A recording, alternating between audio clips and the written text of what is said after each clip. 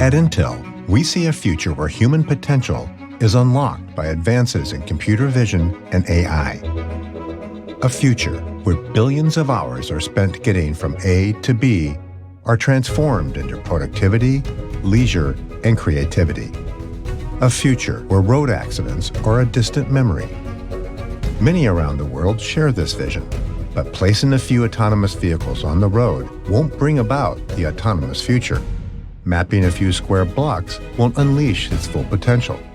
And testing AV tech on open roads isn't the same as testing in dense urban environments. At Mobileye, we're taking a different route by tackling the hardest parts first, with some of the most powerful computer vision engines in the industry, with technology that's well on its way to mapping the planet, and with a unique safety model that adapts to diverse driving cultures. We're taking battle-tested driver-assist technology into the self-driving cars of tomorrow and bringing the cutting-edge tech of tomorrow into cars today to move the world forward. We all share the same vision for the future. At Mobileye, we're turning that future into reality. Mobileye, an Intel company.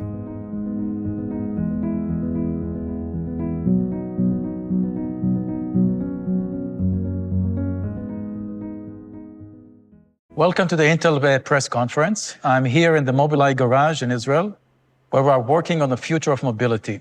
And I can't wait to tell you what we have been up to. You may ask why Mobileye is giving the Intel press conference. First, it's because Mobileye is a growth engine for the company, and Intel is fully committed to the business. Later today, you'll hear more from Gregory Bryant, where he gives his perspective on the power of computing. I thought it might be interesting to have an outside perspective on what the Mobileye news means for the industry. So I have invited Ed Niedermeyer to join me on stage to help unpack the news. Many of you know Ed from his Autonocast podcast, as well as being the head of communications at PAVE, Partners for Automated Vehicle Education. Welcome, Ed. Thank you for joining me today. Thank you so much for having me. I'm really looking forward to getting the chance to talk. I've really been enjoying some of the videos that Mobileye's been putting out from the testing that you're doing in Jerusalem. It's really impressive to see what can be done with cameras. But it sounds like you're starting to test elsewhere. Could you tell me about that? Sure. When you think about scale of testing, this is what enables us to test in different geographies. There are two factors. One factor is how general or transferable is your driving policy algorithm. So driving policy is all about decision making, about the car merging into traffic. So if you are overfitting to lots of driving data, then you'll need lots of drives in a new location, and that will limit your scalability. The second point is, how fast can you build a high definition map of the new area that you want to test. And if building the high definition map requires lots of manual labor, that also limits scalability. So on both fronts, we made huge progress. On the driving policy, we, by embedding our RSS into the algorithms of driving policy, we're able to kind of abstract the problem in a way that is no longer data-driven and is really Occam's razor. It's generalized and transferable, so we believe we can go from territory to territory without, testing. Second is our REM technology, this crowdsourced idea of using driving assist cameras in production vehicles, sending us snippets of data to the cloud, and in the cloud we build high definition maps. After kind of development of 5 years, we have passed a threshold in which we today can build high definition maps at scale. No manual labor, data coming from production vehicles. We have hundreds of thousands of production vehicles sending us data, and we're basically mapping the world, all automatically, everything done in the cloud. And then came the COVID-19. So the pre-COVID-19 era, if we want now to build a new site, we would send 20, 30 of our best engineers to the new site, but travel is impossible there today. So in Munich, we have two people that are not even engineers, They are field support employees to support our driving assist products with our customers in Germany. So we were able in 2 weeks to ship a vehicle, test it. The mapping is already automatically. We have now about 20,000 kilometers of data just in Munich already mapped. In 2 weeks, set it up and start demonstrating to our OEM partners in Germany. Hundreds of drives already we have been doing there as demonstrations, and tens of thousands of kilometers of driving data just to see how things are going in 2 weeks. So this gave us this feeling that now we can scale. So we're planning China and Shanghai, Tokyo, Paris, Detroit. And if we figure out how to get the regulation with the New York City, with the New York State, we'll also plan to deploy New York, all in a matter of the next few months, because those two factors of scalability are practically solved in our development. Unless you're really familiar with AV development, you may not understand what a dramatic thing that is to be able to do so much in go to a new area and in 2 weeks with 2 employees to be able to do that. And I think, for driver assistance, the idea of a camera-based system is really widely accepted. Again, it's the most common form of driver assistance, or advanced driver assistance. But when it comes to autonomy, people are a little bit more skeptical, I think, that a camera can really do so much on its own. Can you help explain sort of what is that relationship between sort of the ADAS that Mobileye already has a huge business in and the autonomy piece where you're headed? How do those two interact? I think it's a great question because it really separates us from most of the crowd. So I believe that camera first is crucial both from a technological point of view, but also from a business point of view. And business also matters, right? So let's start from technology. The question we ask ourselves is, what is an acceptable failure rate of the perception system if we want to deploy a level 4 car? Now, we measure failure rate in terms of hours of driving. So let's do a back of the envelope calculation to understand what are the human statistics. So if we Google, we'll find out that there are about 3.2 trillion miles a year in the US being traveled by cars, and there are about 6 million crashes a year. So divide one by another, you get every 500,000 miles on average, there is a crash. Let's assume that 50% it's your fault in a crash. So let's make this 1 million, and let's divide this by, say, 20 miles per hour on average. So we get about once every 50,000 hours of driving, we will have a crash. So now let's assume that we have reached that level of performance using a robotic machine, and we deploy 50,000 cars. Now, 50,000 cars, it's not a big number, right? If you want to build a business. So it means that every hour on average we'll have an accident, which is our fault because it's a failure of the perception system. Now, this is, from a business perspective, this is not sustainable. And also from a society perspective, I don't see regulators approving something like this, even though it matches human statistics. You have to be 1,000 times better than these statistics. Right? So this is where redundancy helps us. So we tell ourselves, look, if we build a camera-only system with a mean time between failure of a square root of what we need, say we are targeting 10 to the power of 8, 100 million hours. So have a camera system with a mean time between failure of 10 to the power of 4, 10,000 hours, right? And then radars and LiDARs will be a redundant add-on for the remaining square root, for the remaining 10 to the power of 4. It's like I have an iOS smartphone and an Android smartphone in my pocket, and I ask, what is the probability that both of them crash at the same time? Clearly, it's a product of the probabilities, because you're talking about different modalities here, radars, LiDARs, cameras. So this is why it's, from a technological point of view, so crucial to do really the hard work, is not combine all the sensors at the beginning and do a kind of a low-level fusion, which is easy to do. It is forget about the radars and LiDARs, solve the difficult problem of doing an end-to-end, standalone, self-contained, camera-only system, and then add the radars and lidars as a redundant add-on. So this is from the technology. Now, from the business perspective, if you are building a technology which is good only for level 4, then you really need to wait for a time in which level 4 autonomy is prevalent, is ubiquitous. Say 5% of all new cars would be level 4 autonomy. Now, this could take a decade. Now, during that time, during that decade, you'll have zero revenues. Now, it's not sustainable unless it's a government-funded project. It's a national project, So you really need to think about the business if you want to sustain for the long run, and it's not just a science project, right? You want to build a business.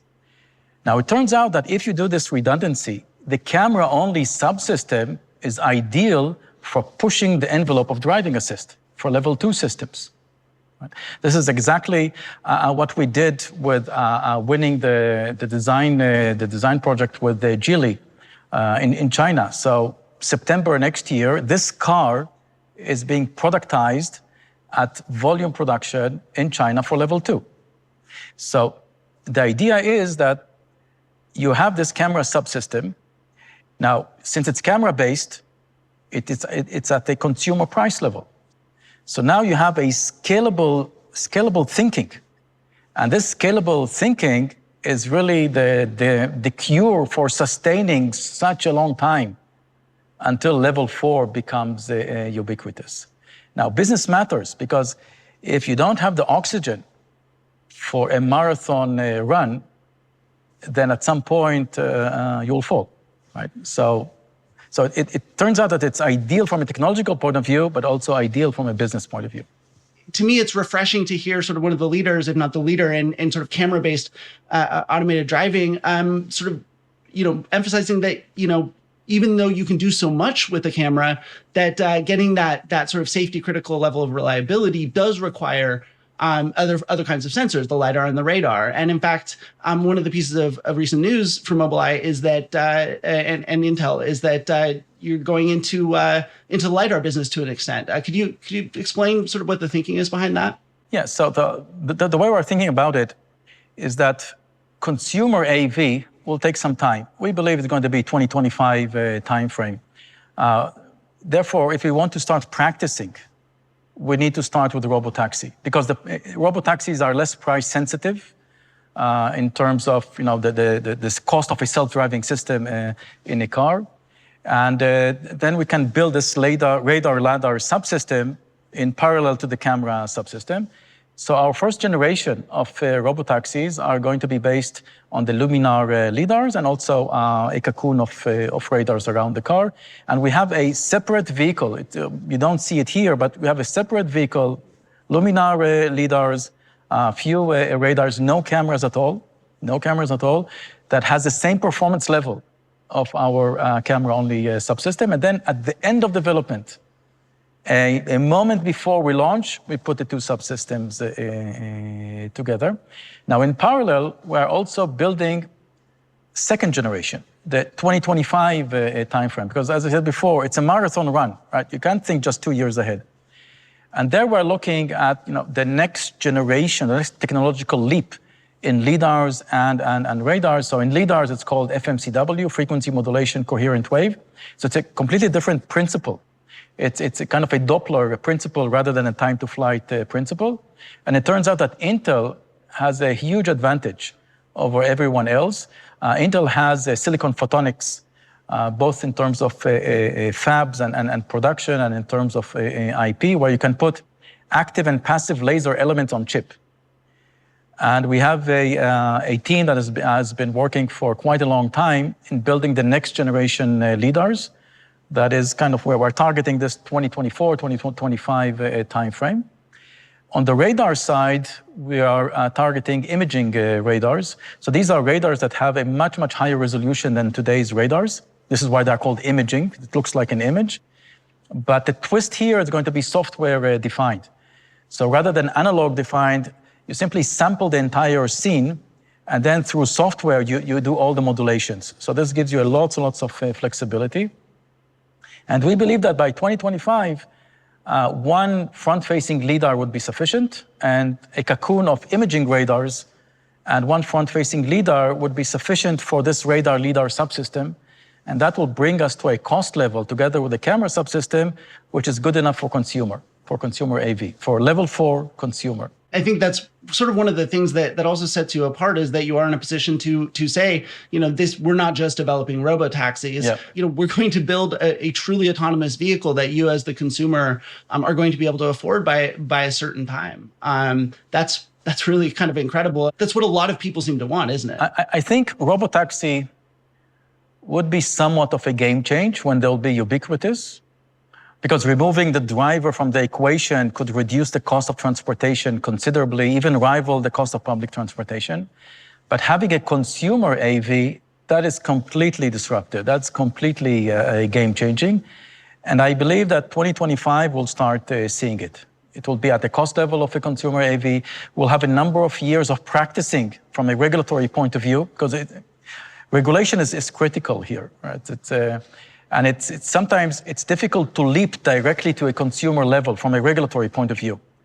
Going through a regulation of a fleet is much easier from a regulatory point of view than regulating a consumer. So going to the phase of robotaxi is very, very useful also to practice the regulatory front at relatively low volume before you go and jump into the cold water, high volume, level 4, and then hell breaks loose. And I think, the RSS framework that you pioneered, it's being adopted by a number of automakers, I think, or players in the space, is one of the sort of ways forward with that, right? Is that sort of the idea that this could be sort of a template that potentially maybe regulators might look at? Yeah, I believe the RSS, the Responsibility Sensitive Safety framework that we built, is one of our most important achievements.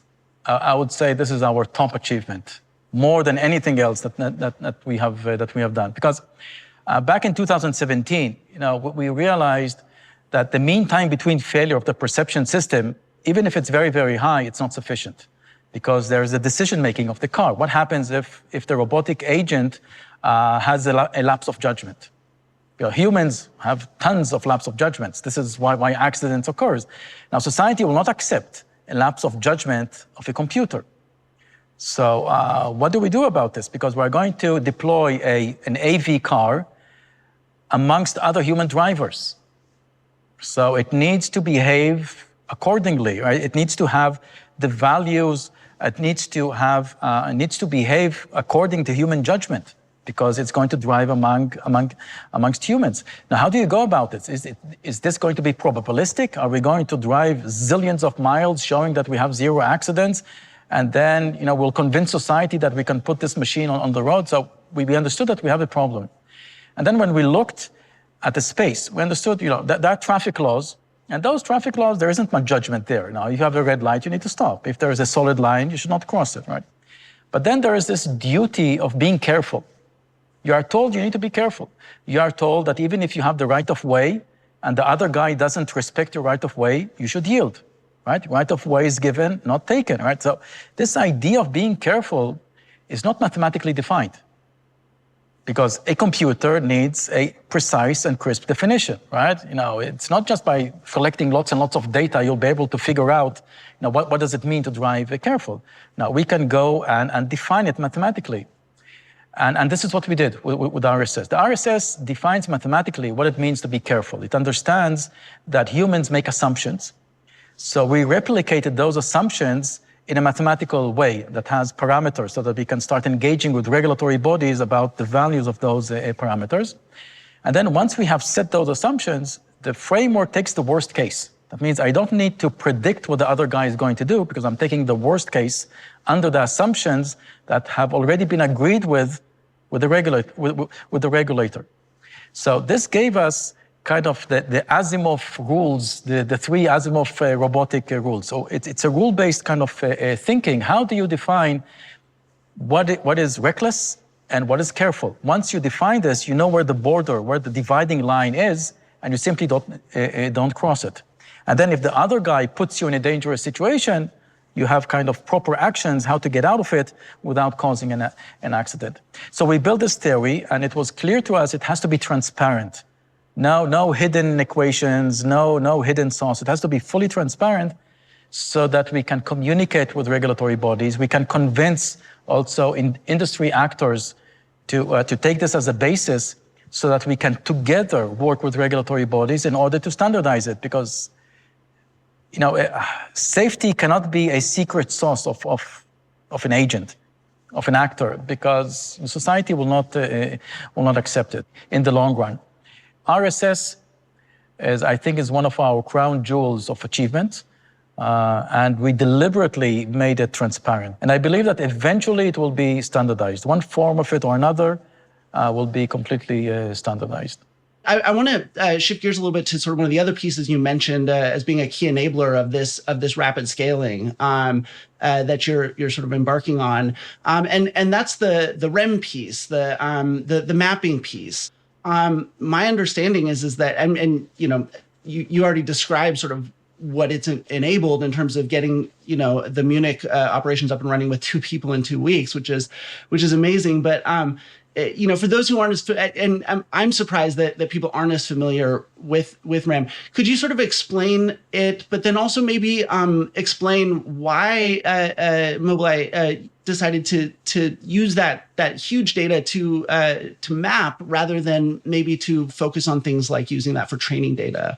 Again, it's a great question, because when you think about collecting data from a car, you can think of 2 uses. Well, the first use that comes in mind, the most natural use, is to do event recording. So kind of find corner cases, cases where, say, the driver intervened, took action, or through other measurements like the braking profile, decide that there is an event and simply record everything from your cameras. And then when you are connected to Wi-Fi, send it to the cloud. And then in this way, you can have kind of a very scalable way of collecting events and use that to improve your system. It sounds reasonable, but actually it's a brute force way of going about things. Kind of deploy a crappy system and then in a brute force way, kind of call it beta, and then in a brute force way, kind of improve and improve and improve. Eventually, you'll kind of get into a glass ceiling. Another way of looking at collecting data is to understand what is the source of problems in building a perception system. So in building a perception system, there are 2 things that you need to perceive. One are objects, road users, vehicles, pedestrians, buses, cyclists, and so forth. The amount of data that you need to train a deep network to recognize these objects is not huge. Years ago, at Mobileye, we surpassed human capability of detecting cars and pedestrians and the data that we had years ago, right? So this is not a bottleneck. What is a bottleneck is all the rest. Understanding the semantics of the road. Where are the drivable paths? What is the relevancy of drivable paths and traffic lights? Where do you stop in order to wait in a 4-stop kind of intersection or in an unprotected turn? What are the priorities? Is my path a priority compared to another path? So I need to yield, or the other guy needs to yield. There are tons of semantic data in a road. Delimiters, where are the delimiters places I cannot drive into, like curbs and things like that. It's so detailed that the probability of not making a mistake in a single pass, so kind of in online, the probability of being perfect, again, we want to reach a mean time between failures of tens of thousands of hours, is almost unachievable. And then we told ourselves, well, crowdsourcing, it's not a single pass. I can have zillions of cars passing through a complicated area, and by piecing all the information from those zillions of cars that pass through, I can do something that a single car would never be able to do, no matter how good my perception is. So this switched the idea is we don't need data for event recording. We need data to build those maps. Let's call them maps, but they're not really maps. It's not a navigational map. It's what's out there in the scene that is not a road user. Everything. I want to know everything about the scene, all the semantic information at great detail and great accuracy. I want to know where this lane is at a centimeter level accuracy, okay? So the switch of the mind was that we need to build technology that will take information, data collection from cars, but has to be very, very low bandwidth. Because if it's not low bandwidth, we will not be able to convince our car makers to cooperate with us and send the high bandwidth data to the cloud, because it costs a lot of money, right? So we're talking about 10 kilobytes per kilometer.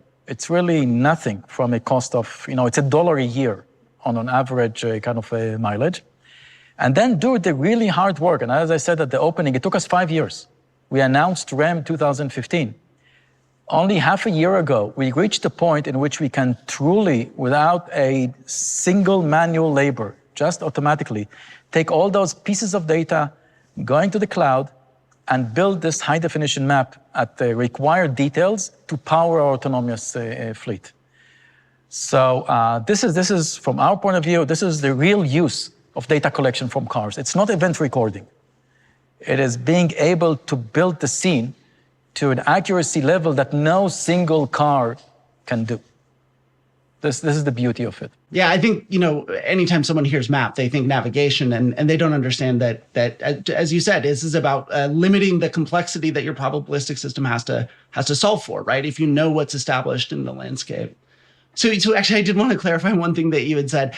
You mentioned that zillions of vehicles. I'm guessing that's not the official figure. I just wanted to get a sense of sort of what is the scale of REM? What kind of, how many vehicles? Today. So today we have many hundreds of thousands, I think even approaching 1 million vehicles sending data over 6 OEMs, six car makers. Next year it's going to be more than double than that. As of half a year ago, we got about 8 million kilometers of data every day. Now it's much more than that. And we have worldwide coverage. We're talking about something that's truly scalable, truly global, because you can drive everywhere. And Roadbook is the enabler. It's not going city by city. It's the entire planet, all at once.